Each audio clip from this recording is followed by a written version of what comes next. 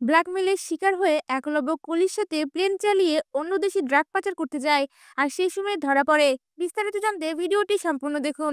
বৃন্দার রাঙাকে বাড়ি থেকে বের করার জন্য বারবার বোঝানোর চেষ্টা করে একলব্য মারা গেছে।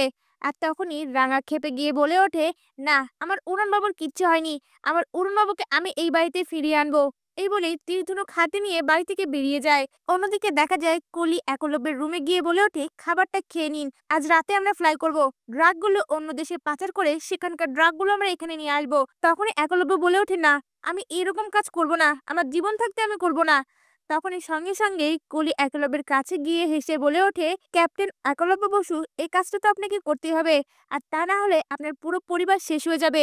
আমার ভাড়া করা শুটার আপনার বাড়ির দিকে বন্দুক তাক করে আছে, আমি ইশারা দিলেই সঙ্গে সঙ্গে একজনের লাশ পড়বে, আপনি কি দেখতে চান? এই কথা শুনে একলব্য না বলে চিৎকার করে ওঠে। এরপর দেখা যায় একলব্য ফ্লাই করতে রাজি হয়। অন্যদিকে পুলিশ অফিসার সত্যজিতের গুপ্তচর তার কাছে গিয়ে বলে ওঠে, আজকে ড্রাগ পাচার করতে ওরা প্লেন নিয়ে যাবে।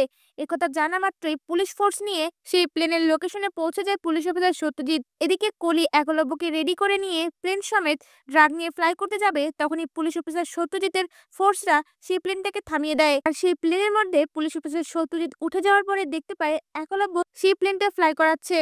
এটা দেখা মাত্রই পুলিশ অফিসার সত্যজিৎ বলে ওঠে, একলব্য, আপনি এই কাজটা করছেন?